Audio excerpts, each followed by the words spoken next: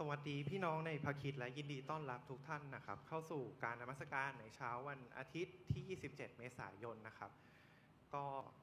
เป็นยังไงกันบ้างครับสำหรับเดือนเมษายนนะครับก็มีการเดือนนี้ก็เป็นเดือนที่มีการหยุดยาวนะครับมีใครได้ไปเที่ยวในช่วงหยุดยาวอะไรอย่างนี้บ้างไหมครับมีไหมครับอ๋อมีนะครับก็แล้วก็เมื่อสัปดาห์ที่ผ่านมานะครับเราก็มีกิจกรรมต่างๆของในโบสถ์นะครับซึ่งเป็นงานสุขประเสริฐแล้วก็วันอีสเตอร์นะครับก็เรามีกิจกรรมให้ร่วมสนุกเยอะแยะมากมายนะครับก็หวังว่าทุกท่านจะสนุกสนานแล้วก็ได้สามัคคีทำร่วมกันนะครับก็ก่อนที่จะเริ่มการนมัสการในวันนี้นะครับตัวผมเองเนี่ยก็มีเรื่องอยากจะแบ่งปันสักเล็กน้อยนะครับก็ถ้าใครจำได้เนี่ยภรรยาผมเนี่ยเมื่อเดือนที่แล้วได้เป็นผู้นำแล้วก็ได้มีการแบ่งปันเกี่ยวกับ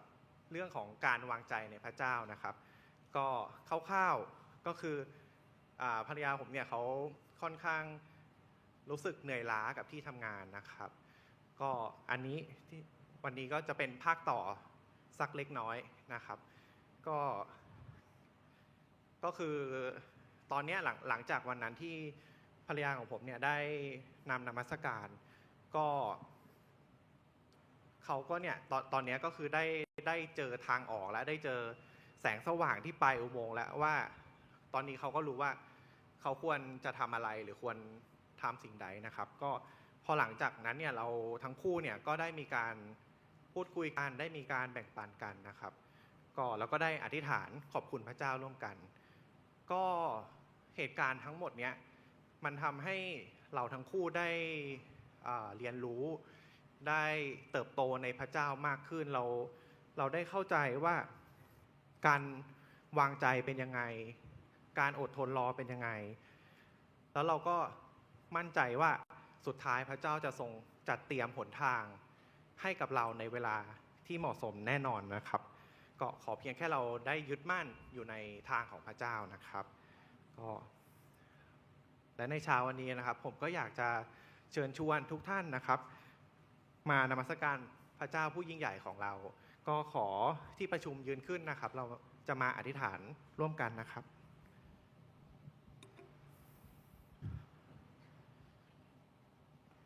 ครับอธิษฐานร่วมกันนะครับ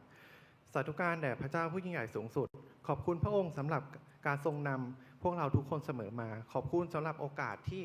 เราทุกคนก็จะได้มานมัสการพระเจ้าในวันนี้แล้วก็ขอพระองค์โปรดทรงอภัยโทษผิดบาปและชำระพวกข้าพระองค์ขอพระองค์โปรดช่วยเปิดตาเปิดใจให้กับเราทุกคนที่จะได้ฟังถ้อยคำของพระองค์ขอพระองค์ทรงนำพี่น้องในคริสตจักรทุกๆคนที่จะได้รับพระพรของพระองค์และเติบโตในทางจิตวิญญาณมากขึ้นและขอพระองค์โปรดทรงนำในการนมัสการในเช้าวันนี้ที่จะเป็นที่ถวายเกียรติแก่พระองค์ขอพระถ้อยคำของพระองค์จะเป็นที่หนุนเกียรติชูใจเราทุกๆคนสิ่งสรรพนี้กราบทูลในพระนามพระคริสต์เจ้าอาเมน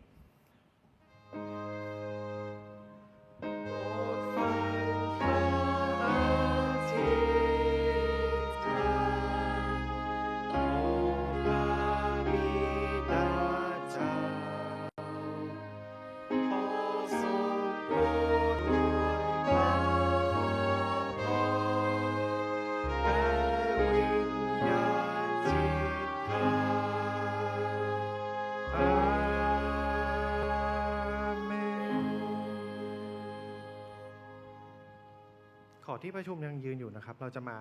ร่วมร้องเพลงนมัสการพระเจ้าร่วมกันนะครับ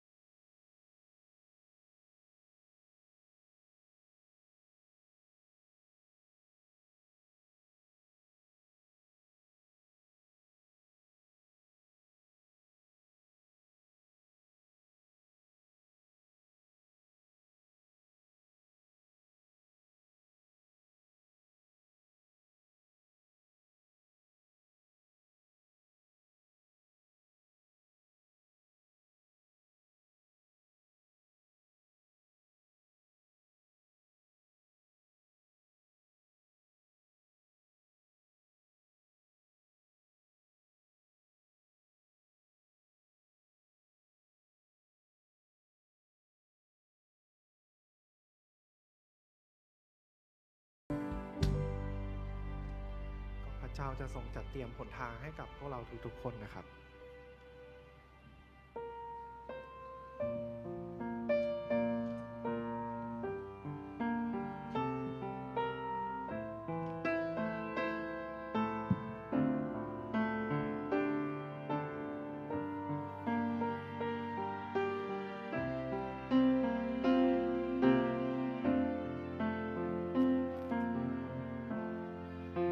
ในเวลาของพระบิดาทรงลิขิตชีวิตของเขาตามน้ำพระทัยขอโปรดให้เขาเรียนรู้ว่ารักที่หาไม่นานดวงชีวาอยู่ในเวลาของพระองค์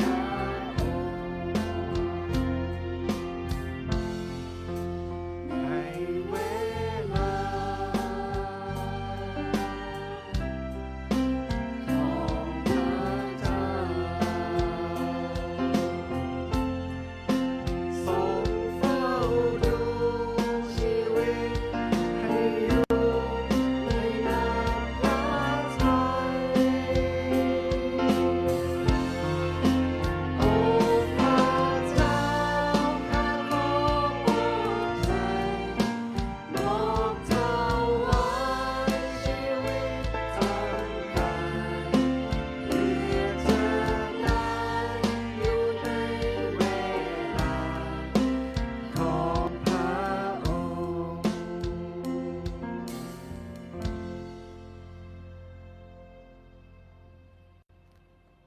ในลำดับถัดไปนะครับจะเป็นการอ่านธรรมโอวาทเรามาอ่านด้วยกันนะครับ 1 2 3 ขอพระเจ้าแห่งความหวังโปรดให้ท่านได้บริบูรณ์ด้วยความชื่นชมยินดี และสันติสุขในความเชื่อ เพื่อท่านจะได้เปี่ยมด้วยความหวัง โดยฤทธิเดชแห่งพระวิญญาณบริสุทธิ์โรมบทที่ 15 ข้อที่ 13 นะครับ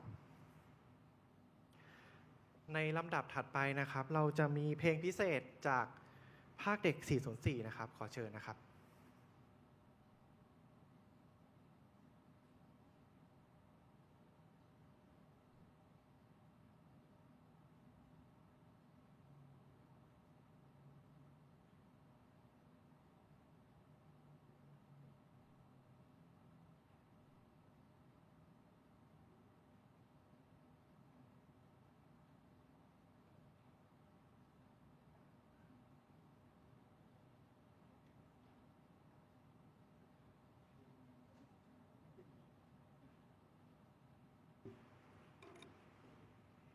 สวัสดีค่ะ ภาคเด็กขอบคุณพระเจ้านะคะ ตลอดระยะเวลาที่ผ่านมานะคะที่สมาชิกทุกท่านสนับสนุนในการอธิษฐานเผื่อเด็กๆ แล้วก็มีส่วนในการสนับสนุนภาคเด็กตลอดมานะคะ แล้วก็ในวันนี้นะคะเด็กๆก็จะนำข้อท่องจำสดุดีบทที่ 23 ข้อที่ 1 ถึง 6 แล้วก็ถวายเพลงในเพลงพระเจ้ารักฉันทุกวันด้วยกันนะคะ ขอทุกคนตบมือให้กำลังใจเด็กๆได้ไหมคะค่ะขอบคุณค่ะ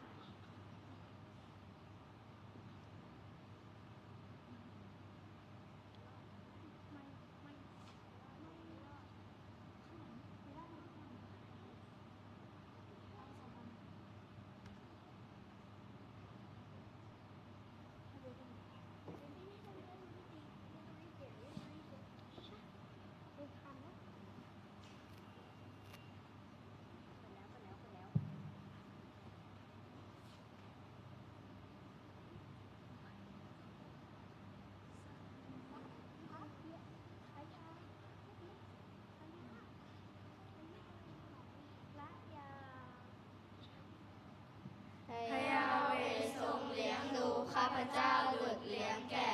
ข้าพเจ้าจะไม่ขัดสน พระองค์ทรงทำให้ข้าพเจ้านอนลงที่ทุ่งหญ้าเขียวสด พระองค์ทรงนำข้าพเจ้าไปริมน้ำแดนสงบ พ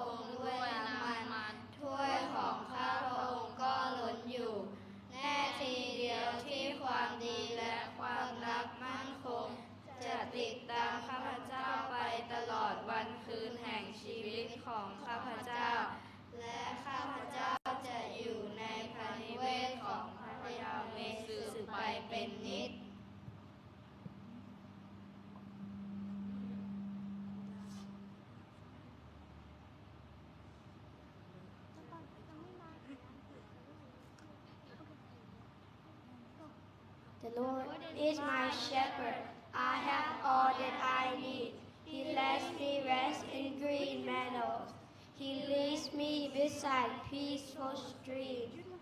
He renews my strength. He guides me along right path, bringing honor to His name. Even when I walk through the darkest valley, I will not be afraid, for you are with me. Your rod and your staff protect and comfort me. You prepare a feast for me in the presence of my enemies. You anoint my head with oil, and my cup runs over. Surely your goodness and love will follow me all the days of my life, and I will live in the house of the Lord forever.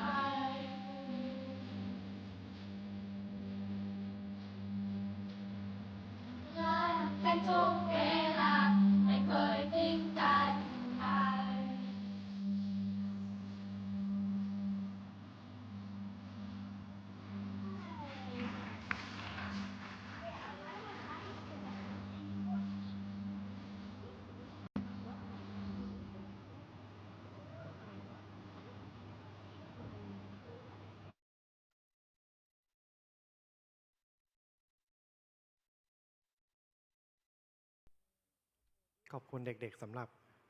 บทเพลงอันไพเราะด้วยนะครับ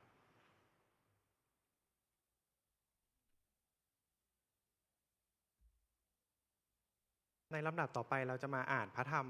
ด้วยกันนะครับเป็นพระธรรมจากโคโลสีบทที่3ข้อ1และข้อ2นะครับเอาครับ1 2 3เพราะฉะนั้นเมื่อพระเจ้าทรงทำให้พวกท่านเป็นขึ้นมากันกับพระคริสต์แล้ว ก็จงแสวงหาสิ่งที่อยู่เบื้องบนในที่ซึ่งพระคริสต์สถิตอยู่ คือประทับอยู่เบื้องขวาของพระเจ้า จงเอาใจใส่สิ่งที่อยู่เบื้องบน ไม่ใช่สิ่งที่อยู่บนแผ่นดินโลก หัวข้อในการเทศนาวันนี้นะครับ คือชีวิตหลังอีสเตอร์ โดยอาจารย์นิกร และมอนอเลมอนฮุยจะเป็นผู้แปลนะครับ ขอเรียนเชิญครับ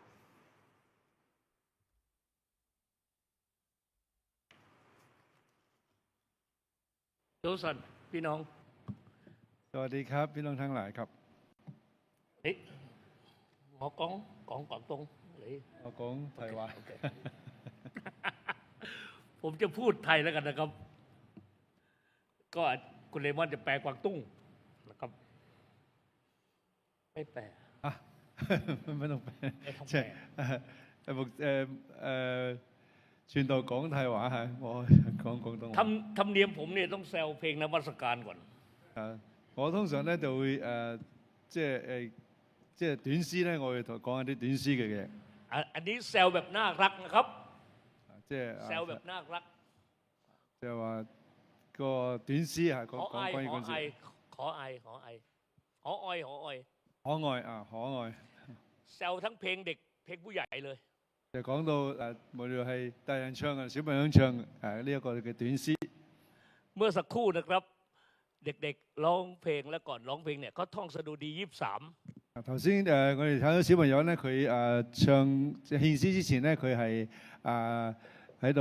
默呢一個詩篇23篇嘅， บอกว่าพระเจ้าทรงเลี้ยงข้าพเจ้าดุจเลี้ยงแกะ 話神牧養我好似係牧養呢一個羊一樣啊！ ผมอยากให้พี่น้องจำภาพนี้ไว้นะครับ 想弟兄姊妹就記住呢一個嘅畫面啊！ ขอเพียงแต่เราเป็นแกะของพระองค์ 只要我哋係屬於神嘅羊， เราสมบูรณ์แบบเลย 我哋一定就會好豐富嘅。 ข้างใต้เท้าของแกะ ข้างใต้เท้าของแกะ 喺呢一個羊嘅下面 มีหญ้า 有呢個青草， มีน้ำ 有水， ตรงกลาง 喺中間。 มีการฟื้นใจ 有呢一個即係呢一個精神嘅復原 ข้างหน้า 喺前面， มีคาถาและฐานประกรณ์ 有神嘅杖同埋光。 ข้างบน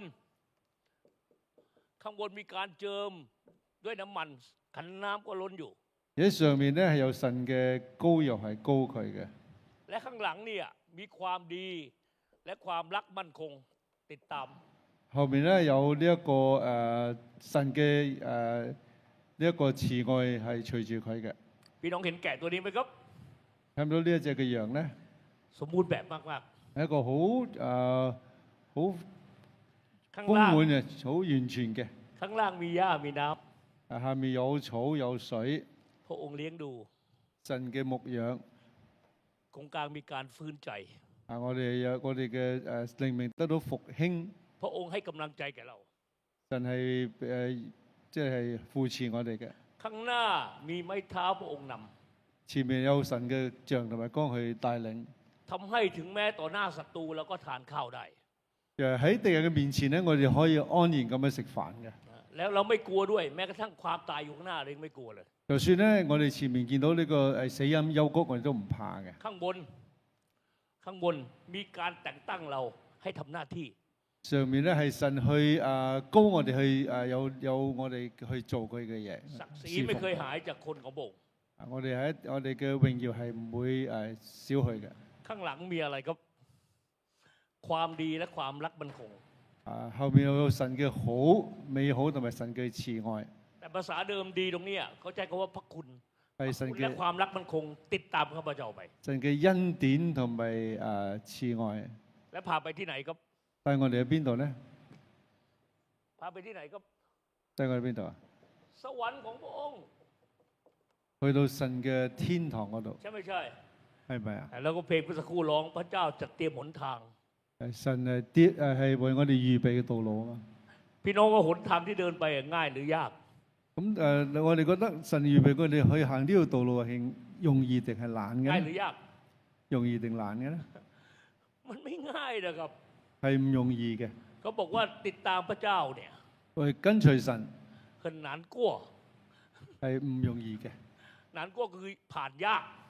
係好難去經過嘅，天天難過，日日都好難過嘅，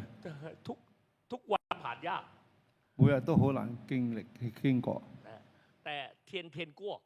但係每日都係可以度過。ถึงแม้ผ่านยากแต่ก็ผ่านได้，雖然係好難，但係都係可以經過。พระเจ้าจะเตรียมหนทาง，係神係為我哋預備道路， ดังนั้นเราไม่กลัวอะไรเลย，所以我哋咩都唔需要怕。เพราะเราเข้าใจ3อย่างนี้，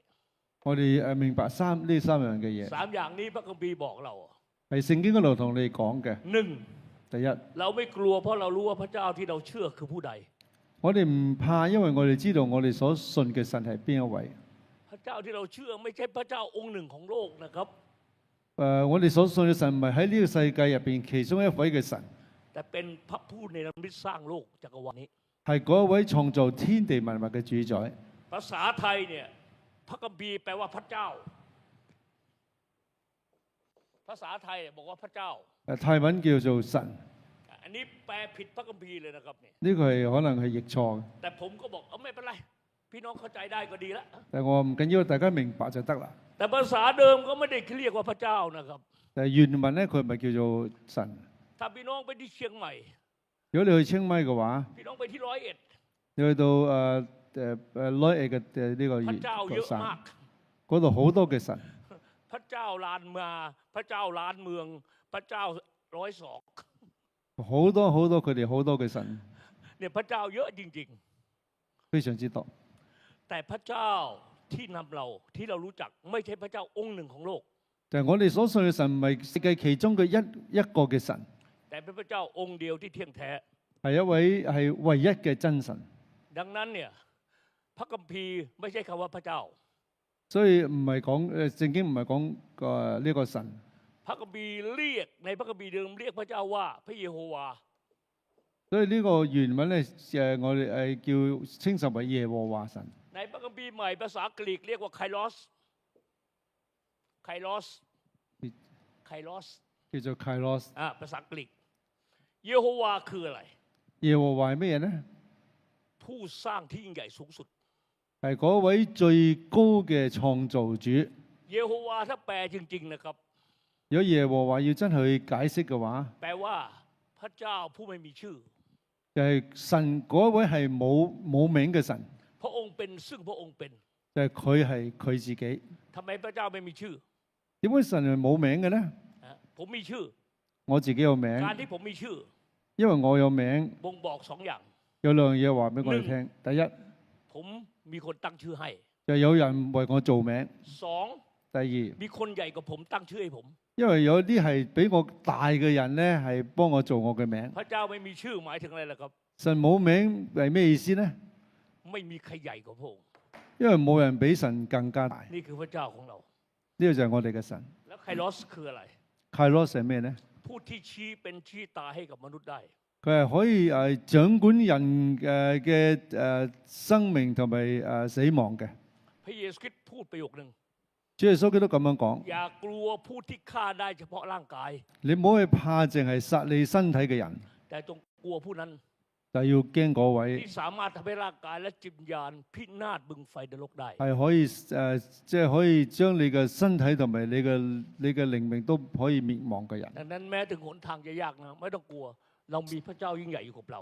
所以雖然路途係艱難，但係我哋唔怕，因為我哋有我哋嘅神真神。 อย่างที่สอง 第二點， เราไม่กลัว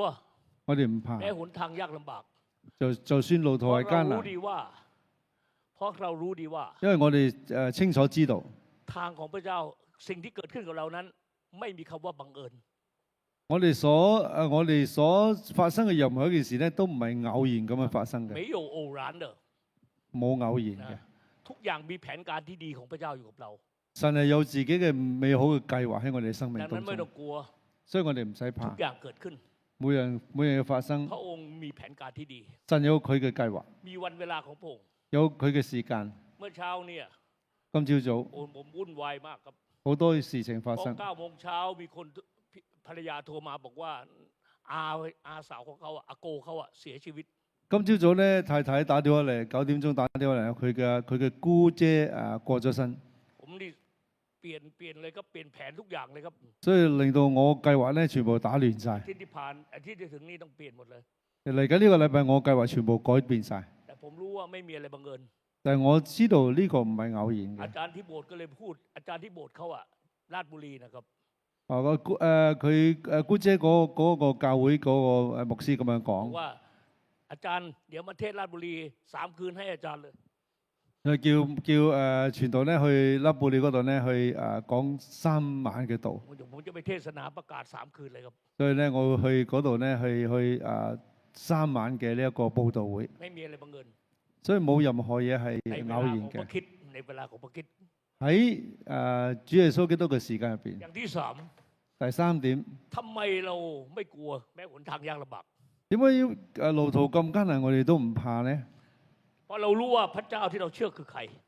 因為我知道我哋所信嘅神係邊一 ทุก 位， อย่างไม่มีคำว่าบังเอิญ 所以係冇偶然嘅。 อย่างที่3第3點， เรารู้ดีว่า 我哋清楚知道 ทุกอย่างที่เกิดขึ้น 所有發生嘅事， ไม่ว่าดีหรือร้าย 無論係好定係唔好， สุดท้ายจะกลายเป็นข่าวดี 最後咧都係會有一個好嘅消息。 เมื่อ 2,000 ปีที่แล้วครับ 喺2000年前， มีข่าวร้ายที่สุดเกิดขึ้นในโลก 有一個好壞嘅消息發生。 อะไรครับข่าวร้ายที่สุด 呢一個壞嘅消息 เป็น 係咩 ข่าว 呢 ร้ายที่สุดเท่าที่โลกนี้เคยมีมาเลย 就係喺呢個世界被造之後最唔好嘅一個壞 นั่น 消 ก็ 息， คือพระบุตรของพระเจ้า ผู้สูงสุดสิ้นพระชนม์บนไม้กางเขน 就係話神嘅兒子，神唯一兒子咧喺被釘死喺十字架上。 ข่าวร้ายไหม 呢個係壞 ข่าว 消 ร้าย 息， ไหม 係咪壞消息？ ร้ายไม่ร้ายพี่น้องไม่ตอบเลย 係咪壞嘅消息？ ร้ายไม่ร้ายครับร้า 點 ย 解你係一個 แต่ 好 ข่าว 壞， ร้ายที่สุดในโลก 係一個最壞嘅消息， กลับกลายเป็นข่าวดีที่สุดในโลก เท่าที่โลกนี้เคยมีมา 就係變咗一個係世界上係從來未有過嘅最好嘅消息， นั่นก็คือพระบุตรของพระเจ้า 就係神嘅兒子 เป็นขึ้นจากความตาย 係呢一個復活了， ประทานความรอดให้กับมนุษย์ 係賜俾我哋一個嘅永生。 ทุกคนที่เชื่อ 所有信靠佢嘅 มีส่วนในชัยชนะของพระองค์มีส่วนในชัยชนะของพระ 都 องค์ 同神一齊咧係得勝， คือชนะความบาปและความตาย 就係戰勝呢一個罪同埋死亡。 เราขอบคุณพระเจ้า 我哋感謝神， อาทิตย์ที่ผ่านมา 過去一個禮拜 เขาเรียกว่าอีสเตอร์ 係呢一個復活節。 วันที่เราระลึกถึงวันที่พระคริสต์เป็นขึ้นจากความตาย 當我哋紀念主耶穌復活嗰一日， ถ้าพี่น้องดูใน1 โครินธ์บทที่ 15 ข้อ 14 ถึง 19 如果弟兄姊妹睇哥林多前書第15章14至19， พี่น้องจะเห็นอาจารย์เปาโลพูดถึง 4 ประการด้วยกัน 我哋就睇到保羅講到4樣嘢。 พระองค์พูดเปาโลพูดถึงการถูกทุบให้เป็นขึ้นจากความตายของพระคริสต์ 保羅講到咧主耶穌基督係被呢一個喺死裏復活嘅。 ถ้าหากพระเยซูคริสต์ไม่ได้เป็นขึ้นจากความตาย 如果主耶穌基督冇喺死裏復活， 4 อย่างนี้จะเกิดขึ้น 呢4樣嘢就會發生。 1. 第一， การเทศนาของคนต่อมาจะไม่มีหลักเลย 我哋所講嘅道咧，我哋冇根據。 ถ้าพระเยซูคริสต์ไม่ได้เป็นขึ้นนะผมเทศนาวันนี้คุณเลมอนแปลวันนี้ไม่มีหลักเลยครับ 如果主耶穌冇復活嘅話，我哋今日所講嘅係冇一 ไม่ 個 รู้พูดเรื่อง 根 อะไร 據， ไม่รู้ 唔 พูด 知 เรื่ 喺 อง 度 อะไร 講緊乜嘢， มันไม่มีหลักอะ 冇根據。 อย่างที่ 第二點， 2 ถ้าหากพระเยซูไม่ได้เป็นขึ้นจากความตาย 如果主耶穌唔復活嘅話， ข่าวเรื่องพระเยซูคริสต์ก็เป็นเรื่องที่หลอกลวงโกหกคนทั้งโลก 主耶穌基督所有呢啲我哋所傳嘅全部都係假嘅，係呃人嘅。 ประการที่ 第三點， 3 ถ้าหากพระเยซูคริสต์ไม่ได้เป็นขึ้นจากความตาย 如果主耶穌基督冇復活嘅話， คนเหล่านั้นที่เชื่อพระองค์ 嗰啲信主耶穌嘅人、 ติดตามพระองค์ 跟隨佢嘅人、 รับใช้พระองค์ 去侍奉佢嘅 ล 人 ง，ทุนถวายชีวิตให้กับพระองค์ 係為佢去出力出錢出力嘅人， ก็ศูนย์เปล่า 都係冇用嘅， ไร้สาระ 冇用嘅。 และสุดท้าย 最後， ถ้าหากพระเยซูคริสต์ไม่ได้เป็นขึ้นจากความตาย 如果主耶穌基督冇復活嘅話， คนที่เชื่อในพระเยซูคริสต์ 嗰啲相信主耶穌基督 ก็ 嘅 เป็ 人 น，คนที่น่าสมเพชที่สุดในบรรดาคนทั้งปวง 嗰啲係最可憐嘅。 แต่พระเยซูคริสต์เป็นขึ้นจากความตายแล้ว但係因為主耶穌基督已經復活咗， ดังนั้นทำไมครับ 所以會點呢？ ความเชื่อของเรามีหลัก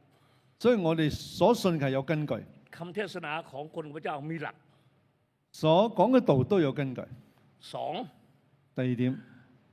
ข่าวเรื่องพิสิทธิ์ไม่ใช่เรื่องโกหกหลอกลวงเป็นความจริง 主耶穌基督嘅呢一個信息咧，唔係假嘅，係真實嘅。 ผมถามพี่น้องง่าย 我問弟兄姊妹， ๆ เรื่องไม่จริงอยู่นานไหมครับ 嗰啲唔真實嘅嘢會長久嘅咧？ เอาไม่ตอบเลยครับพี่น้อง 大家點解唔答咧？ นี่คุณเลมอนแปลถูกไหมครับ ถูกนะ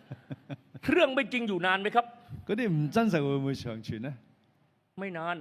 唔會來。 รู้จักทรัมป์ไหมครับ 識唔識得 Donald Trump？ รู้จักท่านทรัมป์ไหมครับ 知唔識 เจ็ 識 บ 唔 ใจ 識 ท่า 特 น 朗 ทำนะ 普？ ไม่ยอมออกวีซ่าให้ สมมุติว่าผมเป็นเพื่อนรักกับทรัมป์ 如果我係特朗普嘅好朋友， สมมุตินะครับ เรื่องจริงไม่เอานะครับ 假如啦，真嘅唔要嚇。 สมมุติว่าผมเป็นเพื่อนกับประธานาธิบดีทรัมป์ 假如我係美國總統特朗普嘅朋友， คนทั้งโลกรู้ว่าผมเป็นเพื่อนรักกับท่าน 世界所有人都知道我係佢一個好朋友。 วันหนึ่งนายกทรัมป์ตาย 有一日咧呢個特朗普死咗， มีผมรู้คนเดียว 只有我一個人知道。 ผมเอาศพท่านไปฝัง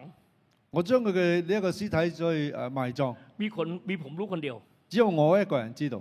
ผู้สื่อข่าวเนี่ยไม่เห็นทำหลายวันละ 嗰啲記者點解見唔到特朗普？幾日都見唔到佢， ก็มาหาผม 嚟揾我。 ไอ้คุณนิกรนายกไอ้ประธานดีทำไปไหน 類似到特朗普去咗邊度啊？總 ผม 統 ก็ 去咗 บอก 邊度？ ว่าโอ้ท่านไปต่างประเทศราชการรับอีก7 วันกลับ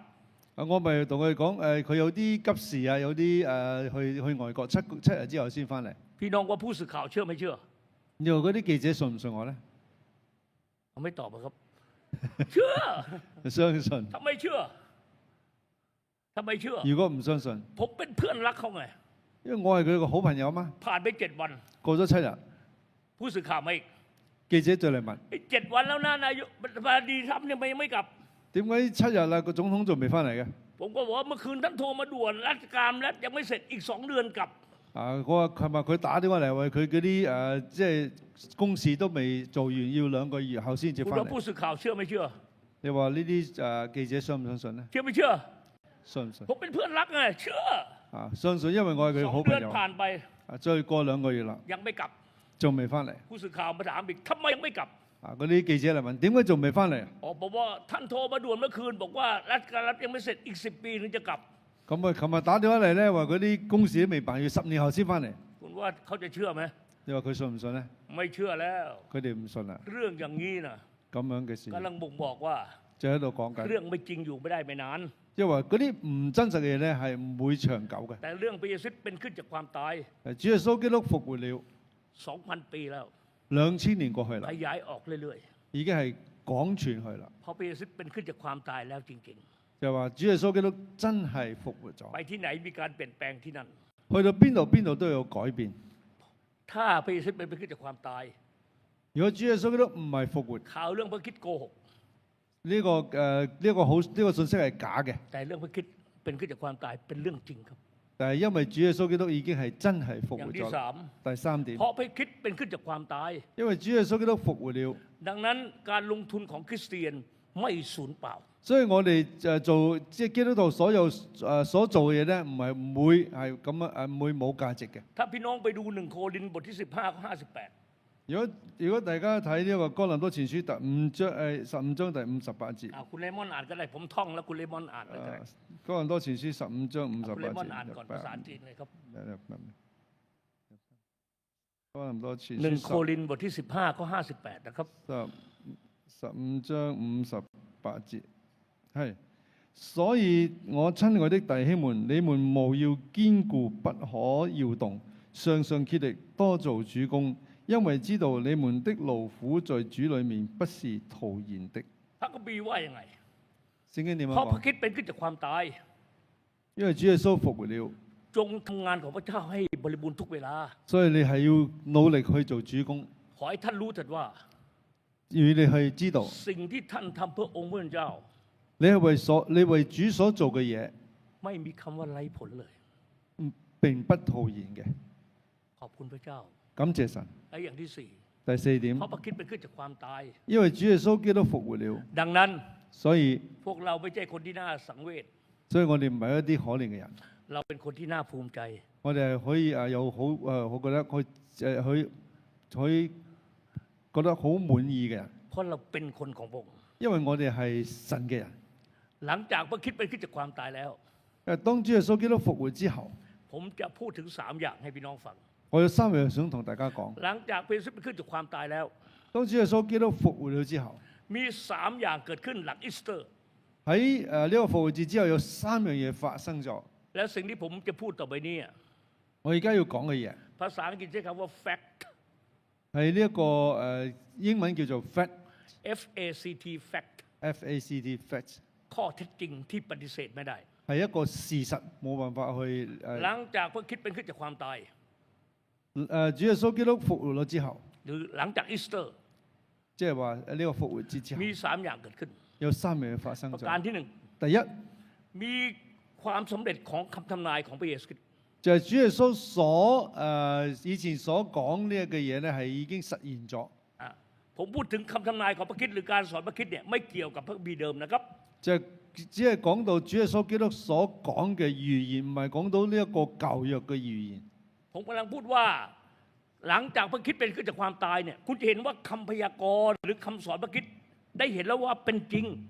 當主耶穌復活之後，你會知道，就會發現咧，主耶穌基督所講嘅嘢，佢所講嘅、所預言嘅嘢咧，係實現咗啦。 คำทำนายอย่างแรกที่พระคริสต์ทรงสอน 主耶穌基督第一樣嘢所講嘅預 อยู่ 言， ในยอห์นบทที่12ข้อ32 喺約翰福音第12章32節 ไม่ต้องเปิดก็ได้ครับผมจะพูดให้ฟัง พระคริสต์ตอนที่ยังมีชีวิตอยู่ในโลกนี้ 當主耶穌仲喺呢個世上嘅時候， พระองค์พูดกับเหล่าสาวกว่าอะไร 佢同嗰啲門徒點樣講咧？ พูดเป็นคำพยากรณ์ 就係佢預言。 เมื่อบุตรมนุษย์ถูกยกให้เป็นขึ้นมาจากแผ่นดินโลกแล้ว 當人子被升起嘅時候，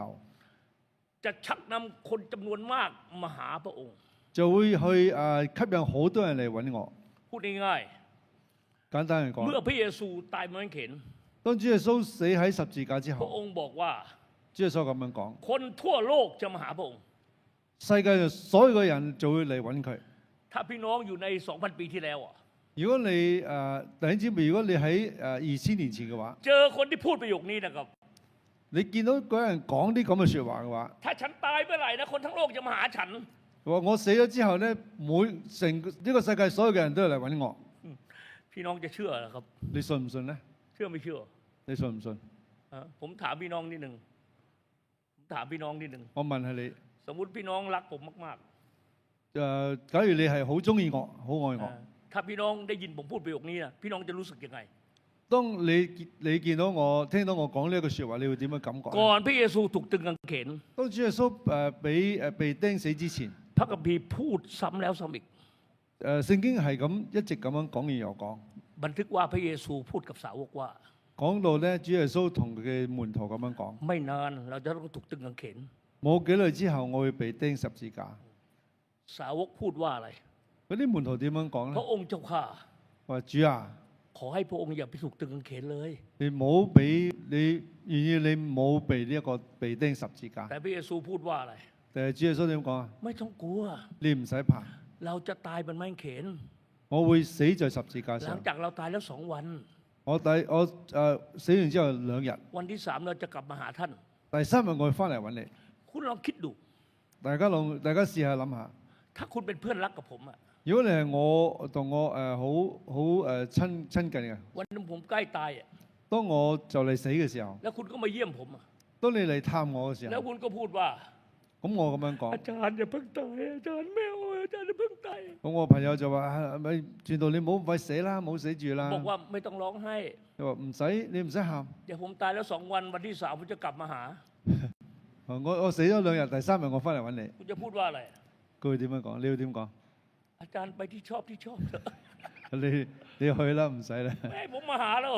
你唔需要嚟揾我。 นี่คือพระเยซูคริสต์ 呢個係主耶穌基督， พระองค์ 主耶穌 พูดหลายอย่างนะ 講咗好多嘅 ที่ 嘢， คนฟังแล้วรับไม่ได้อะ 可能聽咗之後咧冇辦法去接受， คือเชื่อยากอะ 好難去相信。ประโยคอีกประโยคหนึ่งที่พูดแล้ว 另外一句説話講： เมื่อบุตรมนุษย์ถูกตึงเข็น當我被舉起嘅時候， จะชักนำให้คนทั้งโลกมาหาพระองค์ 就會吸引呢個世界所有嘅人嚟揾我， เชื่อยากจริง 係好難去相信嘅。 ๆ และปัจจุบันนี้แหละครับ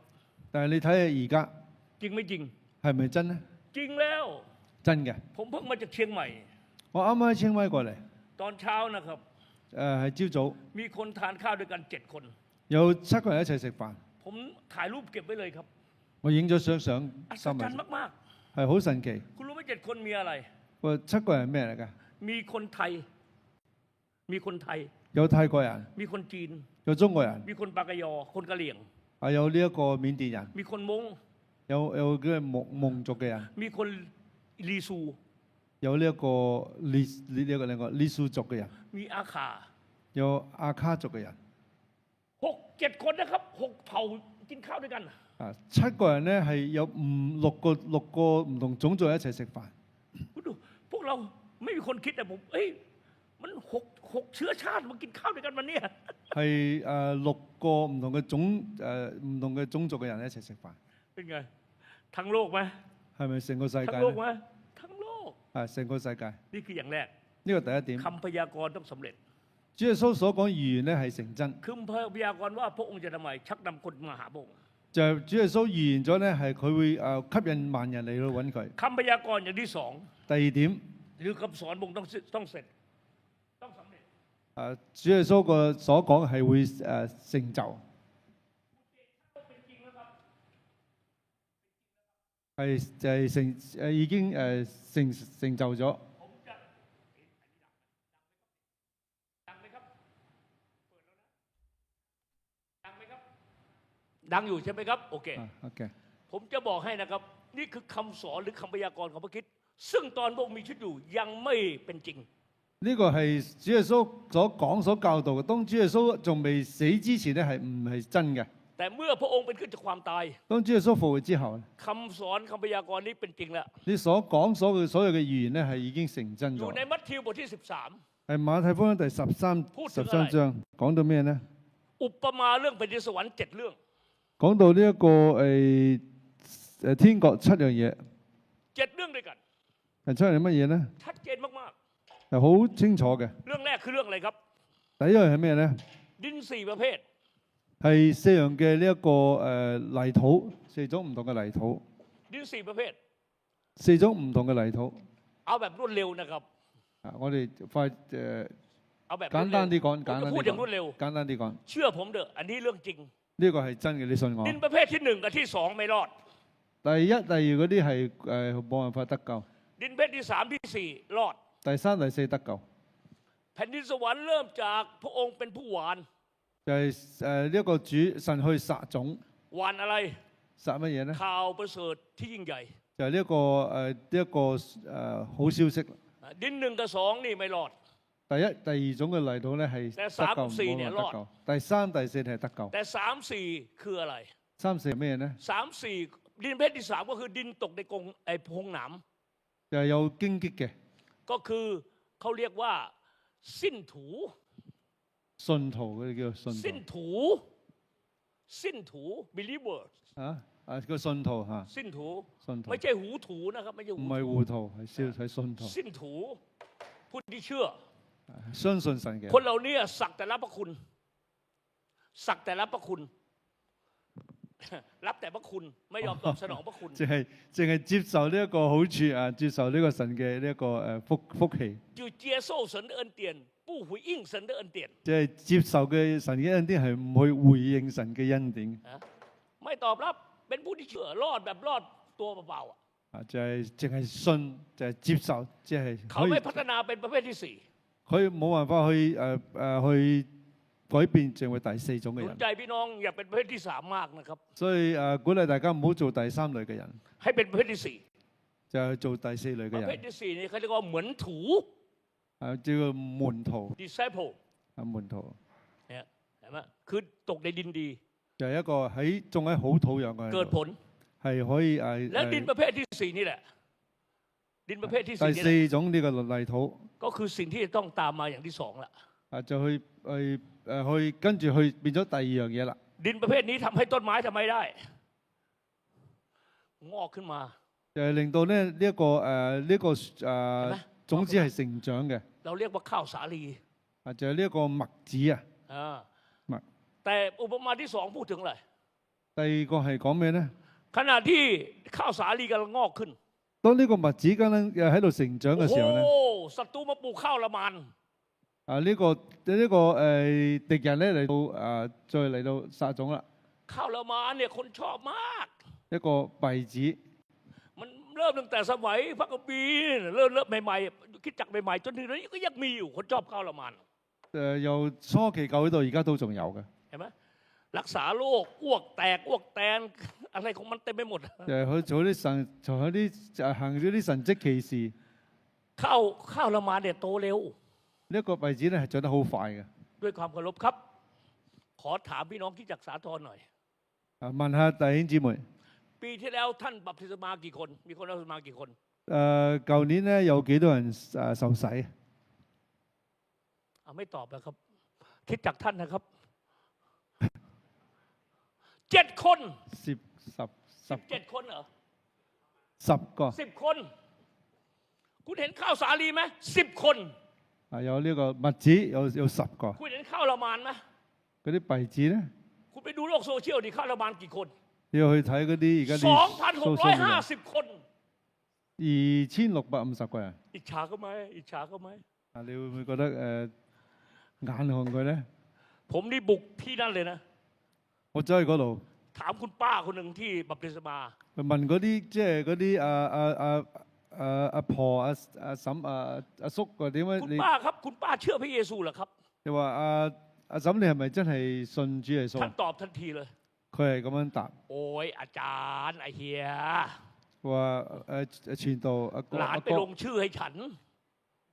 หลานไปลงชื่อให้ 哦，我個孫女去幫我 เขาจะ 落 แจกผ้า 名。 ห่มแจกเสื้อ แจกของ 佢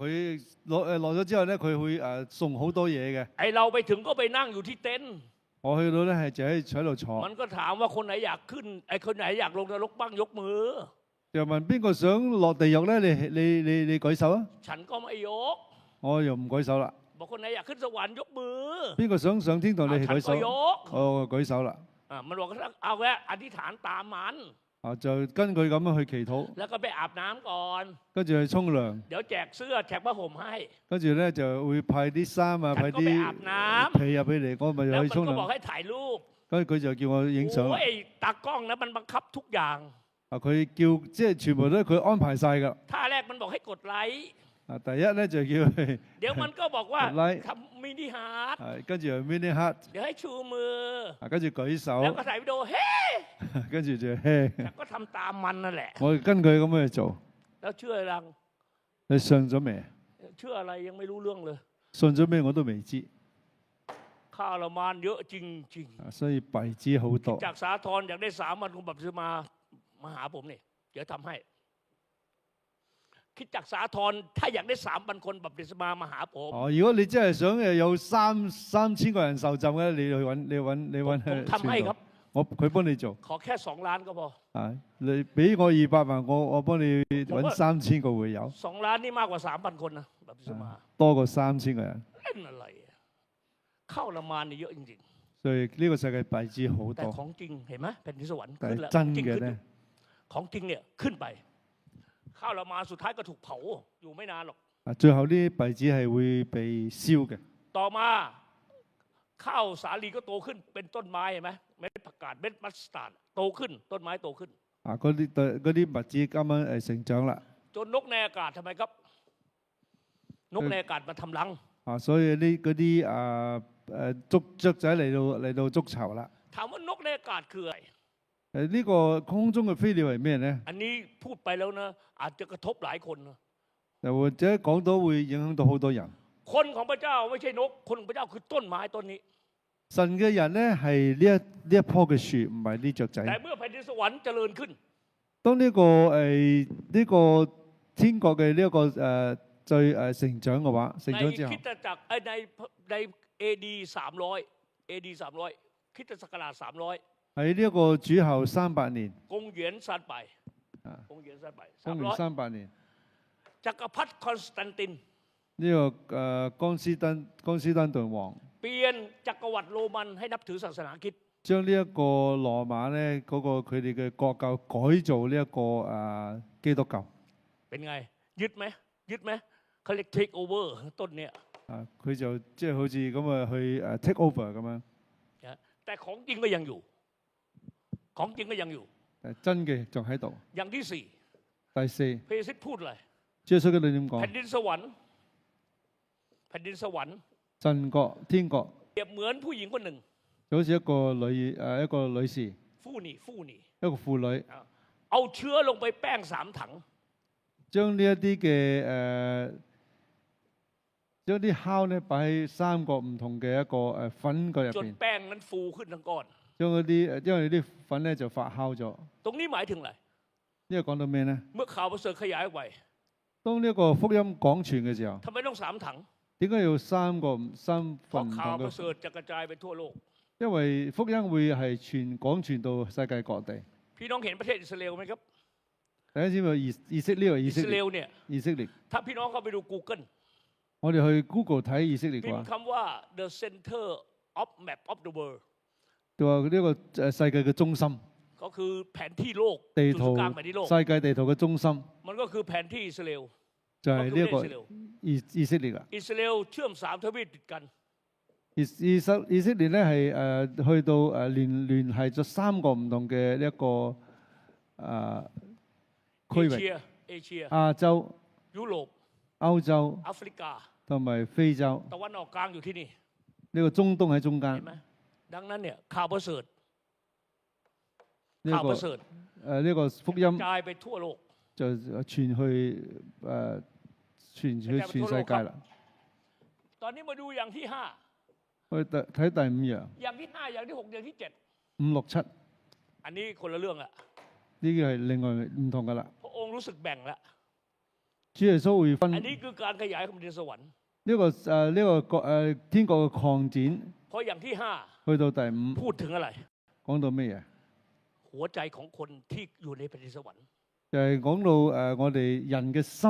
喺天國。 อย่างแรกเขาเรียกว่าคนที่อยู่ในแผ่นดินสวรรค์ต้องรู้จักคุณค่าของแผ่นดินสวรรค์你要去上天堂，你知道要明白天堂嗰種價值。 แผ่นดินสวรรค์เปรียบเหมือนคนหนึ่งไปเจอขุมทรัพย์อยู่ในทุ่งนา 就好似呢個天國，好似一個人喺呢一個田嗰度揾到呢一個嘅寶藏。 เมื่อเจอแล้ว 當佢知道揾到 ซ่อน 啦， เอาไว้ 佢收埋咗， และไปขายทุกอย่างมาซื้อที่นานี้ 佢去賣佢變賣佢所有嘅財產嚟到買呢一塊嘅地。 มีพี่น้องถามผมบอกว่า 有 มีพี่น้องถามผมว่า 有弟兄問我， เจอสมบัติทำไมต้องซ่อนก็เปิดเผยดิ 如果見到呢個寶貝，點解要收埋？點解唔公開呢？ ผมบอกว่าคุณลองคิดดู 我話你諗下， ถ้าคุณเดินไปที่นาคนอื่นอ่ะ 你去到人哋嗰個田嗰 แล้ว 度 เจอหีบสมบัติอ่ะ 你見到一個寶藏個箱， คุณจะมาบอกคนอื่นหรือว่าคุณจะเก็บไว้ก่อน 你會話俾人聽啊，定係你自己收埋咗？你收埋先呢？ ฮะบอกคนทั่วไปหรือเก็บไว้แล้วมาซื้อ 你話俾人知啊，定係自己收埋先，跟住嚟 คน 買？ ฉลาดเขาเก็บไว้ 聰明啊，佢會收埋咗先， แล้วไปขายทุกอย่างมาซื้อที่นานี้ 咁去賣晒變賣所有嘅嘢嚟到買呢一塊嘅田。 คุณจะเห็นคนเหล่านั้นที่อยู่ในแผ่นดินสวรรค์ 你就見到呢啲人咧，佢會喺天國嗰度， เขาเห็นคุณค่าของแผ่นดินสวรรค์ 佢係睇得到呢個天堂嘅價值， เขายอมเปลี่ยนทุกอย่างเขาเพื่อจะได้เป็นสวรรค์นี้ 佢就會改變所有嘅嘢嚟到為咗得着呢個天堂。 เหมือนกับซักเคสตอนที่รู้จักพระเยซูอะ 好似撒該佢當佢認識主耶穌嘅時候， เขายอมทิ้งเพื่อจะได้ 佢因為佢願意放棄嚟，以致咧佢可以得到。 ต่อมาอย่างที่7第七 ไอ้ 樣 อย่าง 嘢， ที่6第六อย่างที่6พูดถึงอะไร 講到咩啊？ พ่อค้าไปหาไข่มุก 就係呢一個商人去揾呢一個珍珠， เพื่อจะบอกว่า就係講 คนที่ขยายแผ่นดินสวรรค์ 嗰啲呢一個去擴展天國嘅人， เป็นคนที่ pay the price จ่ายราคาฟู่ใต้เจี้ย 係會佢係會付出代價嘅， เขายอมสละทุกอย่างเพื่อจะได้มาซึ่งแผ่นดินสวรรค์ 佢 ขยาย 會 แผ่นดินสวรรค์ 為咗得着天國係放棄所有嘅其他嘢。 พี่น้องรู้จักคำว่า pay the price ไหมครับฟู่ใต้เจี้ย大家知唔知道咩叫付代價 เขา 咧？ ยอมจ่ายราคาเพื่ออยู่ในแผนการของพระเจ้า 佢願意付出代價，以至咧佢可以喺生活喺神嘅計劃當 เขา 中。 ยอมจ่ายราคาเพื่อให้แผนการของพระเจ้าที่กำหนดให้เขาทำนั้นสำเร็จ 佢願意付出代價，以至神嘅呢一個嘅計劃可以成就。 ปีนี้ผม64แล้วนะครับ 今年我64歲啦， ผมกำลังใกล้65แล้วนะครับ 就嚟65歲啦。 ผมเชื่อพระเยซูตอนอายุ26我信主耶穌嘅時候咧，26歲， ก็คิดดูเกือบ40ปีแล้วครับ 差唔多40年嘅時間。 ช่วงเวลาที่ดีที่สุดของมนุษย์ 人最好嘅時間， ก็คือ40ถึง60嗰個最黃金嘅時間就係40至到60歲 คุ。ณอยากรู้ว่าคุณให้คุณค่ากับพระเจ้ามากขนาดไหนดูอายุ40ถึง60ของคุณน่ะ 如果你想知道你點樣係點樣看重神嘅天國，你就睇你40到60歲嘅時間。 คุณนำไปลงทุนกับอะไร 你去投資啲乜嘢呢？ นี่คือ pay the price ไข่มุก 你要投資啲乜嘢？ แล้วอุปมาที่ 第7樣嘅， 7พูดถึงสุดท้ายเลย 最後 แผ่นดินสวรรค์เปรียบเหมือนเรือที่ลากอวนอยู่ในทะเล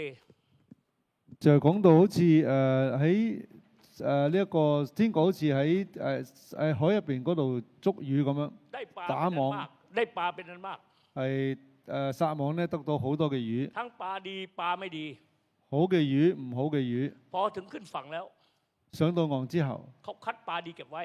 佢哋會揀嗰啲好嘅 ส่วน 魚， ปลาไม่ดีโยนทิ้ง 嗰啲唔好嘅魚佢就會掉翻 ค 落 วามหมาย 海。 คืออะไร 咩意思呢？ ปลายยุคสุดท้ายก่อนพระเยซูจะกลับมา 當主耶穌再翻嚟嘅時候， หรือก่อนมาครั้งที่สอง 或者第二次翻嚟嘅時候， คุณจะเห็นคนเหล่านั้นที่บอกว่าเขาเชื่อพระเยซูเชื่อพระเยซูเชื่อพระเยซูเต็มไปหมดเลย 就會見到咧好多人咧都話佢信咗主耶 มอ 穌。 ร์มอนเชื่อพระเยซูไหม 摩門教係咪信主耶穌呢？信唔信？ โรมันคาทอลิกเชื่อพระเยซูไหม 呢一個天主教咧信唔信主耶穌？ เซเว่นเดย์เชื่อพระเยซูไหมเซเว่นเดย์เชื่อพระเยซู 哦 ไหม ，Seven Days 係咪信主耶穌？ ฮะพยายามพิวาเชื่อพระเยซูไหม 好多嘅佢話佢稱係基 พ 督 วกที่สอน 教。 เทียมเท็จเพี้ยนเข้ามาในกิจจักรเชื่อพระเยซูไหม 嗰啲其他嗰啲จีตวน 嗰 จีตวน啊啲嘅異端啊，嗰啲 มัน 異 มี 端 อี้ตวนกับจีตวน 異端啊，信唔信主耶穌呢？ อี้ตวนคือเทียมเท็จจีตวนคือพวกสอนเพี้ยน 極端同埋異端， พวกนี้ก็เชื่อพระเยซู 佢哋都信主耶穌， และพวกนี้ประกาศพระเยซูด้วย 佢哋都係傳福音嘅。 เวลาคุณเห็นคนประกาศข่าวประเสริฐเรื่องพระเยซูคุณไม่ต้องไปบอกว่าเขาเป็นคนของพระเจ้านะ 如果你見到人傳福音，你唔好話佢係神嘅人啊， ผมจะให้คุณเลมอนอ่านให้ฟังก็ได้กิจการ16ข้อ17係呢一個使徒行傳第16、17節。使徒行傳16、17節，他跟隨保羅和我們，喊着說：這些人是至高神的僕人，對你們傳說救人的道。 พี่น้องรู้ไหมกิจการ16 17เนี่ยเป็นคำพูดของใคร 係呢個邊個講嘅呢？ เขาพูดว่าอะไร 佢點樣講呢？ คนเหล่านี้เป็นทาสของพระเจ้าผู้สูงสุดมาประกาศความรอดแก่ท่านทั้งหลาย 話呢啲人係最高神嘅僕人嚟到傳救人嘅道。 ดูคำพูดเขาก่อนคำพูดตรงไหนผิด 有冇邊度錯呢？ ผิดไม่ผิด 錯唔錯？ ดีด้วยซ้ำไป 係好嘅。 คนเหล่านี้เป็นทาสของพระเจ้าผู้สูงสุดมาประกาศความรอดแก่ท่านทั้งหลาย 呢係最高神嘅僕人嚟到傳説救人嘅道。 แต่คำพูดนี้ออกมาจากใครอ่ะ 呢個邊個講嘅呢？ ผี 係鬼講嘅。 ดังนั้นพี่น้องฟังไว้เลยนะครับ 所以大家聽， ผีก็ประกาศได้ 所以啲鬼都可以傳福音。 เห็นพวกผีไหมครับเยอะมากนะในช่วงเนี้ย 而家呢係咪見到好多嘅鬼？ มันเดินทางไปมันบอกว่าไปเห็นพนักงานเซเว่นปวดตามันก็รักษาให้หาย 佢話嗰啲71嗰啲員工呢，佢眼痛啊，佢都幫佢都可以醫好嘅。 อยู่ที่ตึกถล่มเนี่ยมันก็ไปถามท่านรองว่าอะไร 去嗰個呢一個冧樓嗰度去問乜嘢呢？ ตีเนียนเป็นนักข่าวมาเลยนะตีเนียนปลอมตัวเป็นนักข่าวไป 我就自己可以做咗自己好似一個記者咁樣。 คนกำลังช่วยชีวิตคนที่ถูกตึกถล่ม 嗰啲人喺度幫緊救緊人嘅時候 มัน，ไปถามเขาว่าไงรู้ไหม 佢問咩啊？ คุณคิดว่าตึกถล่มเพราะว่ามนุษย์ทำบาปต่อพระเจ้าใช่ไหม 佢問話你因為啲冧樓係咩？因為人犯罪 ออกก 咧 ฎ，หมายรักลมเพศ ออกกฎหมายทำแท้งออกกฎหมายคาสิโนเนี่ยบาป 係出咗好多啲唔好嘅呢一個嘅法律啊，嗰啲同性戀 คุณ 啊 ไปดู 嗰啲， ข่าวคุณไปดูข่าวดิครับ 你去睇呢一個呢一個新聞， ท่านลองทำหน้าที่อะท่านลองทำหน้าไง 嗰個副局長點樣講？ คนกำลังช่วยชีวิต 佢哋喺度救緊人嘅時候，你問啲咁嘅嘢， มันมาประกาศ 佢嚟報， คนกำลังวิ่งออกจากตึก 佢話嚟傳福音，嗰啲人喺度 เชื่อพระเยซูนะขึ้นสวรรค์ไม่เชื่อลงนรกเชื่อพระเยซูขึ้นสวรรค์ลงนรก 人哋喺度逃命嘅時候喺度話你信主耶穌就可以上天堂，唔信主耶穌要落地獄。 ผมถามพี่น้องหน่อย 我問下大家， พี่น้องกำลังวิ่งหนีตายจะไปฟังข่าวประเสริฐเหรอ 當你喺度逃命嘅時候，你會唔會喺度有心去聽呢個福音呢？ ตอนเนี้ยรีบทำซะตอนนี้รีบทำซะ 而家係時候做啦。 และอีกอย่างหนึ่งอ่ะ 另外 พวกผีนี่เยอะนะ 好多嘅鬼 จัดงานประกาศรักษาโรค 就係一啲即係醫治嗰啲佈道會。 ด้วยความเคารพครับ ด้วยความเคารพครับ ด้วยความเคารพ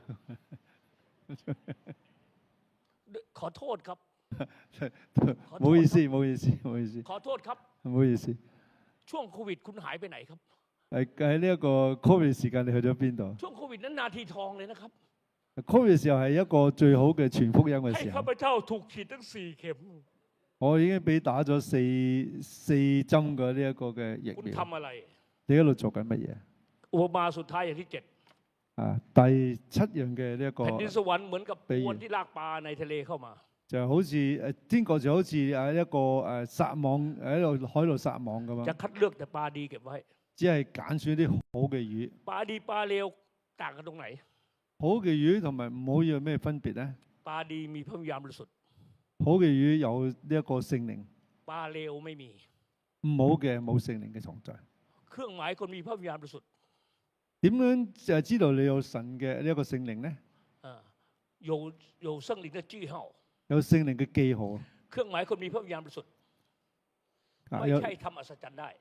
有聖靈記號，唔係話你可以做行神蹟奇事， ไม่ใช่รักษาโรคได้ 唔係話你可以醫病， ไม่ใช่ทำเทศนาได้ไม่ใช่ 唔係你識得講道。 เครื่องหมายคนมีพระวิญญาณบริสุทธิ์ 有聖靈嘅記號， มี2 อย่าง 有兩樣 ซึ่งผีเรียนแบบไม่ได้ 係鬼唔可以學到嘅。 1. 第一，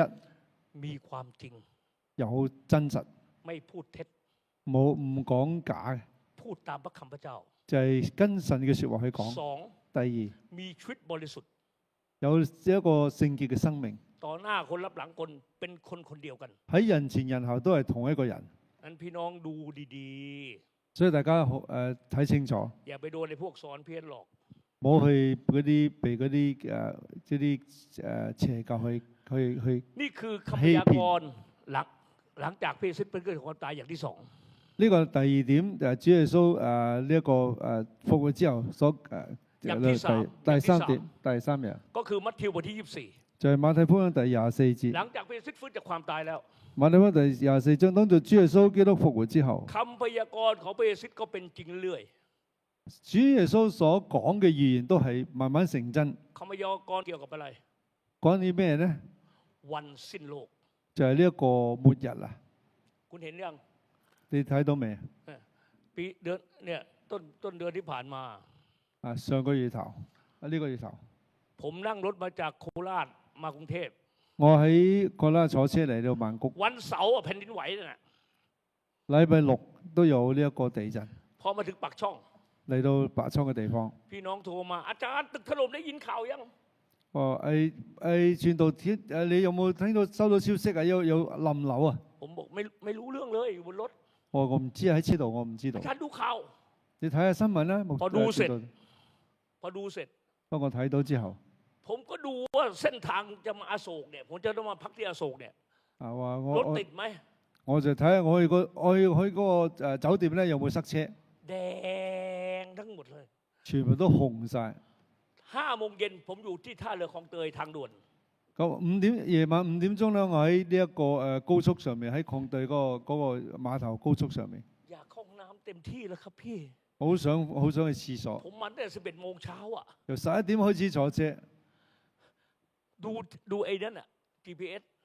睇個 GPS， มันบอกว่า5 โมงเนี่ยไปถึงอโศกที่จะไปพักเนี่ยประมาณ1 ชั่วโมง 45 นาที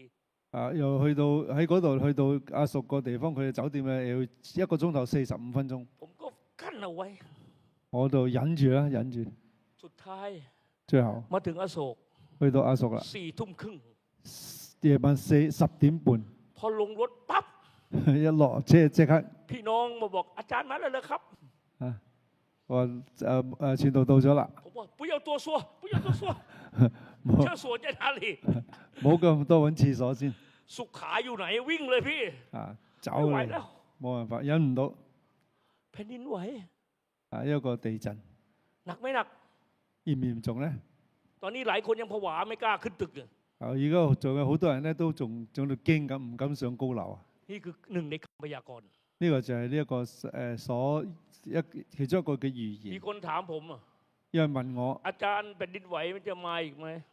話傳道咁地震你仲會唔會再嚟啊？ โอ้ยผมเก่งกว่าหมอดูเมืองไทยเยอะเชื่อผมดิ 我叻過好多嗰啲睇相佬， เพราะผมอ่านพระคัมภีร์ 因為我讀聖經， พระคัมภีร์ว่าอะไร 聖經點講咧？ สิ่งที่คุณเห็นน่ะแค่เด็ก 話你ๆชั้นอนุบาล 聖經話你哋所講呢，只係好少嘅嘢， เดี๋ยว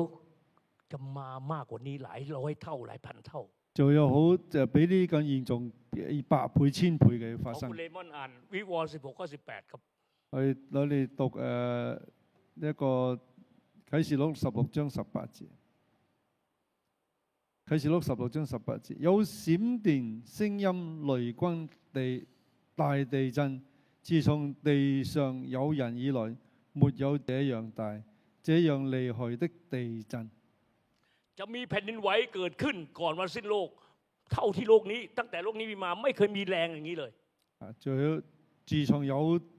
天地以外係從未有過嘅。 แล้วคุณเห็นว่าคำพยากรณ์นี้เป็นจริงแน่นอน 你將會見到呢一個嘅預言係成真。 นี่อย่างแรก 呢個 เมื่อพระ 第 คิ 一 ด 點。 เป็นขึ้นจากความตายนี่อย่างแรกคำพยากรณ์สำเร็จ 所以當主耶穌復活之後咧，第一樣咧就係主耶穌所預言係成真。 อย่างที่สอง 第二點， สาวกรับการเปลี่ยนแปลง 呢一啲佢嘅門徒咧得到改變， เนื่องจากเวลานะครับผมไม่พูดรายละเอียดเยอะ 因為時間關係唔會睇到個詳細 เพราะว่า 講。 เวลาสาธรนี่วิ่งเร็วเหลือเกิน 沙灘嘅時間好似走得快啲喎。 อย่างที่สองเนี่ยก็คือการเปลี่ยนแปลงของสาวก 第二點咧就係呢一個門徒嘅改變。 หนึ่ง 第一點， สาวกไม่เอาแล้วโลกนี้ 佢哋門徒咧放棄呢一個世界嘅， สาวกต้องการแผ่นดินสวรรค์แล้ว 佢哋需要呢一個天堂。 แต่ก่อนสาวกทะเลาะกันว่าใครเป็นใหญ่ในโลกนี้ 以前咧佢哋啲門徒咧喺度爭緊邊個為大 เดี๋ยว 喺 นี้ 地 เขา 上。 ถูกทุบแล้วเขาต้องการข้างบน 因為而家佢哋被提啦，佢哋會希望係 อย่า 睇 ง 到 ที่สอง 天上嘅事。 สาวกเปลี่ยนจากแมวกลายเป็นเสือ 呢一個門徒咧由貓變咗老虎。 แต่ก่อนเปโตรกลัวตาย 以前彼得好怕死， เดี๋ยวนี้ไม่กลัวตายแล้ว 而家唔怕死啦。 จากแมวกลายเป็นเสือแล้ว 由貓變咗老 อ 虎 ย่าง。ที่สอง 第二點， อย่างที่สาม 第三點， สาวกเริ่มก่อสร้างคริสตจักรของพระเจ้าแล้ว 呢門徒開始嚟到建造呢一個教會啦， ก่อ 建 สร้า 立 งอะไร 教會，建立啲乜嘢 ฐาน 呢？ คริสตจักรคือเปโตราคือพระเยซูคริสต์ 呢一個根基係主耶穌基督。 สาวกเริ่มหินศิลาที่มีชีวิตก่อทีละก้อนทีละก้อนขึ้นมาละ 呢個以主耶穌基督為呢一個根基咧，佢哋已經用呢一個活嘅石咧嚟到建造呢一個教會， เป็นคริสตจักร 成為教會。 เราทั้งหลายเหมือนกับศิลาที่มีชีวิต 我哋大家就好似活石咁樣， กำลังก่ออยู่บนรากฐานพระคริสต์ 就喺呢一個主耶穌嘅基石當中嗰個上面去建 เติ 造， บโตเป็นคริสตจักร 就建成咗一個教會， ไม่ใช่คริสตจักรสาธร 唔係沙灘教會。 คริสตจักรสาธรเนี่ยเขาเรียกว่าคริสตจักรท้องถิ่น 沙灘教會只係一個地區教會， คริสตจักรที่ก่อคือพระนิเวศฝ่ายวิญญาณคริสตจักรสากลบริสุทธิ์ 呢個其實呢一個基石咧係呢一個神一個三一嘅神。 เจ้าสาวพระคริสต์กำลังก่อร่างขึ้นแหละ 主耶穌基督咧係喺度慢慢呢一個主耶穌嘅呢一個新娘慢慢咁樣成長緊。 เมื่อทุกคนที่พระเจ้ากำหนดให้รอดตั้งแต่ก่อนวางโลกเข้ามาเป็นส่วนหนึ่งปุ๊บพระเยซูมา 當呢一個預備得救嘅人咧係加滿嘅時候咧，主耶穌就到啦。 นี่คืออย่างที่สาม 呢個第三點， อย่างที่สี่ 第四點， มีการประกาศข่าวประเสริฐออกไปทั่วโลก係呢一個福音係廣傳到世界各地。 อันนี้คืออย่างที่สองที่เกิดขึ้นหลังอีสเตอร์ 呢個就係呢一個復活節之後第二點係去 อย่างสุดท้ายที่เกิดขึ้นในอีส 出 เตอ 現 ร์ 嘅。最後 ที่สาม 第三點 คืออะไร 係咩啊？ คือคนเหล่านั้น 就係嗰啲人， ที่รับเชื่อในพระองค์ 就係嗰啲信主嘅人， วงเล็บด้วยวงเล็บเชื่อพระองค์อย่างแท้จริง 括弧係真正信主嘅人， เขาจะเริ่มมีส่วนในแผ่นดินของพระเจ้า 佢就同呢一個天國有份。 ในกิจการบทที่1ข้อที่ 喺呢一個使徒行傳第1章8節， 8พระคัมภีร์บันทึกว่า 聖經咁樣講： เมื่อพระวิญญาณบริสุทธิ์เสด็จมาเหนือผู้ที่เชื่อ 當聖靈降臨在你們身上嘅時候， เขาจะเป็นพยานและประกาศข่าวประเสริฐของพระองค์ 你哋就會為呢個福音做呢一個見證， เริ่มแต่เยรูซาเล็ม 由呢個耶路撒冷、 ยูเดีย 猶太、 สมาเรีย 撒瑪利亞， จนถึงสุดปลายแผ่นดินโลก 直到地極。 ถ้าพี่น้องดูดี 如果大家睇好啲嘅話， ๆเยรูซาเล็มไปละข่าวประเสริฐ 耶路撒冷已經有福音傳到啦， ยูเดียไปละ 猶大亦都有啦， สมาเรียไปละ 撒瑪利亞都有啦。 ที่เหลือตอนนี้คืออะไร 所剩嘅係咩呢？ สุดปลายแผ่นดินโลก 地極 ให้กับใครทำให้สำเร็จ 傳俾邊個呢？ พระเจ้ากำหนดให้ใครทำให้สำเร็จ 主耶穌要邊個去做成就呢啲事呢？ ก็คือคนเหล่านั้นที่มีพระวิญญาณบริสุทธิ์ของพระเจ้า 就係嗰啲有聖靈喺佢心上嘅人， เขาต้องทำหน้าที่นี้ 佢要做呢一個責任， ในการนำข่าวประเสริฐออกไปสุดปลายแผ่นดินโลก 就係將呢個福音傳到地極。 ในชุมชนที่เขาอยู่ 喺佢所在嘅地方， ในครอบครัวที่เขาอยู่ 佢嘅家人， ในสังคมที่เขาอยู่ 去佢嘅社區， ถ้าเขามีพระวิญญาณบริสุทธิ์ของพระเจ้า 如果佢有神嘅聖靈喺佢心 เขา 入 จะ 嘅話， ทำเต็มที่ 佢就會盡力去做， ในการให้ข่าวประเสริฐออกไปมากที่สุด 將呢一個福音傳到最多。 อาม่าบางคน 有啲阿婆 ออกไปไม่ได้ 出唔到去外邊， มาบอกผม 同我講 อาจารย์ 傳道， อาม่านอนติดเตียง 我去唔到地方時候，我淨係瞓喺屋 ตอน 企， นี้ร่างกายไปไม่ไหว 我個身體唔得啦。 ตอนนี้มีแค่เงินกับหัวใจ 而家剩翻咧有錢同埋有心。 ดังนั้นอาจารย์เอาเงินไปแล้วไปประกาศนะ 傳道我攞錢去傳道啦， แล้วสั่งผมด้วยนะ 同我講 สัตย์ซื่อนะอย่าขี้โกงนะขี้โกงน่าดู 你要誠實咧，唔好呃啊，冇要誠實啊！ ก็เลยทำไมครับ คุณเห็นไหมคนเหล่านี้ทำหน้าที่ทั้งนั้น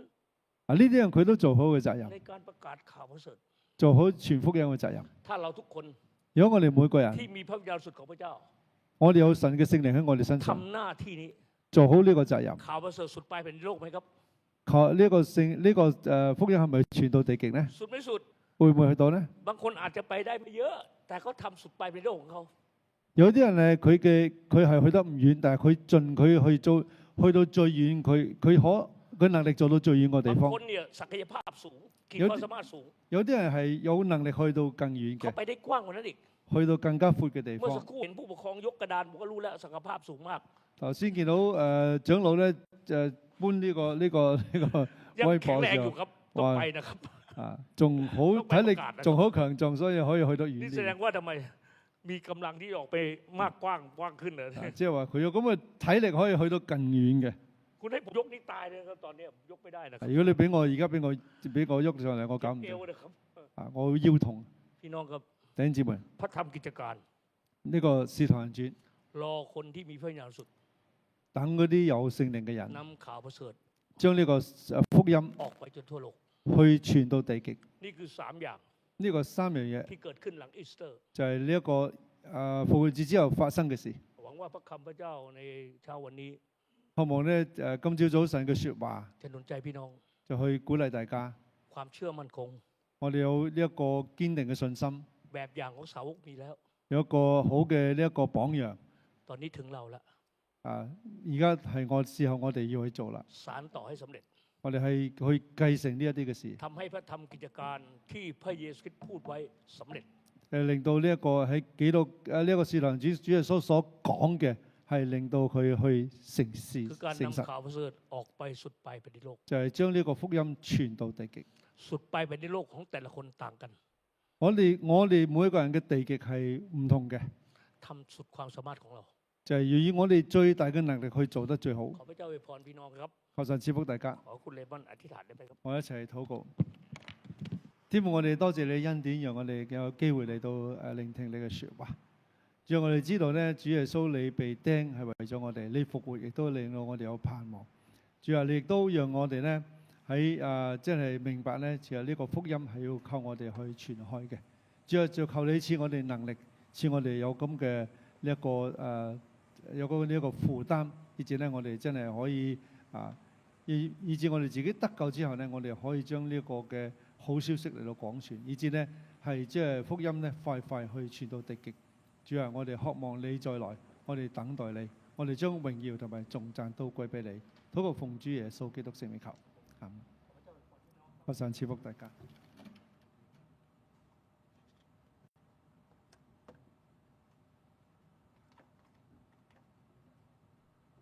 ขอบคุณอาจารย์นิกรและมอนอเลมอนสำหรับคำเทศนาและการแปลนะครับก็ในลำดับถัดไปนะครับจะเป็นการถวายทรัพย์นะครับขอให้ที่ประชุมร่วมกันถวายเพลงขอบพระคุณด้วยใจกตัญญูนะครับ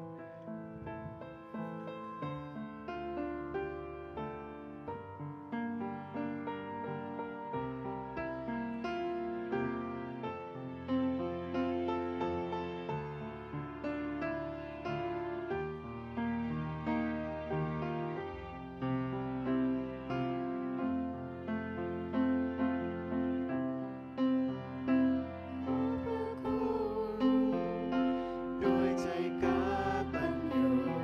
ขอบพระคุณแด่องค์บริสุทธิ์ขอบพระคุณที่พระเจ้าประทานพระเยซูพระบุตรขอบพระคุณด้วยใจกตัญญูขอบพระคุณ ขอบพระคุณที่พระเจ้าประทานพระเยซูพระบุตรเดี๋ยวนี้ให้ปวงแด่กันเป็นแข็งขันให้ผู้ขัดสนกันเป็นบางพลีของพระเยซู ประทานสิ่งดีเพื่อเราเดี๋ยวนี้ให้บวชแด่กันเป็นแข็งขันให้ผู้ขัดสนกันเป็นดังนี้ของพระเยซูประทานสิ่งดี เพื่อเราขอบพระคุณ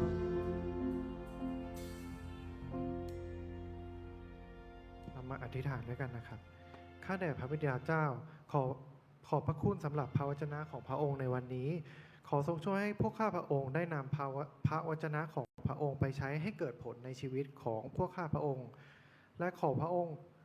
ขอบคุณพระองค์สำหรับทรัพย์ที่พระองค์ทรงประทานให้แก่ข้าพระองค์ทั้งหลาย และขอทรัพย์ที่พวกเราถวายจะได้เกิดผลอันมากมายในราชกิจของพระองค์ ขออวยพระพรทุกมือที่ถวายด้วยใจอันสัตย์ซื่อ สิ่งสรรพัดนี้กราบทูลในพระนามพระมหาเยซูคริสต์เจ้า อาเมน ในลำดับถัดไปจะเป็นการประกาศนะครับ ไม่ทราบว่าวันนี้มีใครที่มาร่วมนมัสการกับโบสถ์เราเป็นครั้งแรกบ้างไหมครับ ขอรบกวนยกมือขึ้นนะอ๋อเดี๋ยวผมจะอ่านชื่อนะครับท่านแรกคุณมะลิวันกับคุณคาเวียนะครับ ขอรบกวนช่วยยืนขึ้นนะครับ ยินดีต้อนรับนะครับ แล้วก็ถัดไปชื่อคุณปวินนะครับ ยินดีต้อนรับนะครับ ก็ขอบคุณที่มาเยี่ยมเยียนเรานะครับ ก็คริสตจักรสาธรยินดีต้อนรับทุกท่านเป็นอย่างมากนะครับ แล้วก็หวังว่าเราจะได้เจอกันอีกในสัปดาห์ถัดๆไปนะครับ แล้วก็สำหรับประกาศในวันนี้ ตามสูจิบัตรเลยนะครับ จะมีขอเรียนเชิญทุกพี่น้องทุกภาคส่วนนะครับ เข้าร่วมการศึกษาพระธรรมเลวีนิตินะครับ เพื่อเราจะเข้าใจในพระวจนะอย่างลึกซึ้ง แล้วก็สามารถนำไปใช้ในชีวิตประจำวันได้นะครับ โดยการเรียนเนี่ยจะเป็นการเรียนออนไลน์ผ่านซูมนะครับ รายละเอียดสามารถดูได้ตามสูจิบัตรเลยนะครับ ก็ถัดไปขอที่ประชุมยืนขึ้นนะครับ เราจะร่วมกันร้องเพลงสรรเสริญพระเจ้าผู้อำนวยพรด้วยกันครับ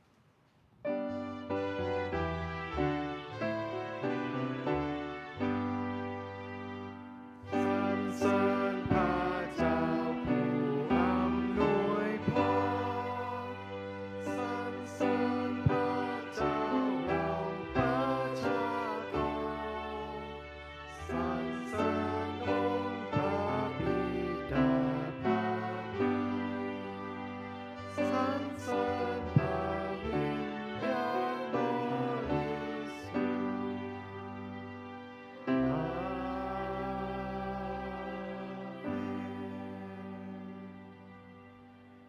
ขอเรียนเชิญอาจารย์นิกรเป็นผู้อธิษฐานครับ รับพรด้วยกันนะครับข้าแต่พระบิดาเจ้าข้าพระเยซูคริสต์พระองค์ทรงสัญญาว่า2-3 คนอยู่ที่ไหนประชุมออกพระนามพระองค์พระองค์ประทับท่ามกลางเขาเหล่านั้น วันนี้ลูกหลายเชื่อแน่นอนว่าพระองค์ประทับที่นี่ ขอประทานกำลังเรี่ยวแรงฝ่ายวิญญาณ ความชื่นชมดีและสันติสุขให้กับหลายทุกคนด้วย เจ้าข้าขอพระเจ้าทรงประทานกำลังให้กับพวกเราในยุคนี้ด้วย อย่างเต็มที่วันนี้ขอความรักซึ่งมาจากพระบิดา พระคุณซึ่งมาทางองค์พระเยซูคริสต์พระบุตรองค์เดียวของพระองค์และความสัมพันธ์อย่างลึกซึ้งซึ่งมาจากองค์พระวิญญาณสุดสถิตอยู่กับพี่น้องสืบไปด้วยเถิดเข้ามาร่วมใจอธิษฐานในนามขององค์พระเยซูคริสต์เจ้า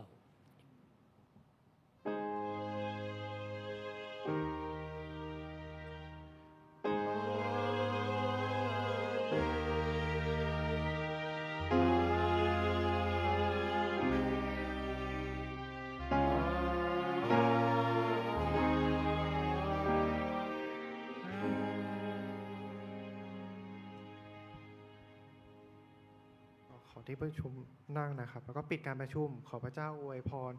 และปกป้องพี่น้องทุกท่านนะครับ ก็พบกันในอาทิตย์หน้านะครับ สวัสดีครับ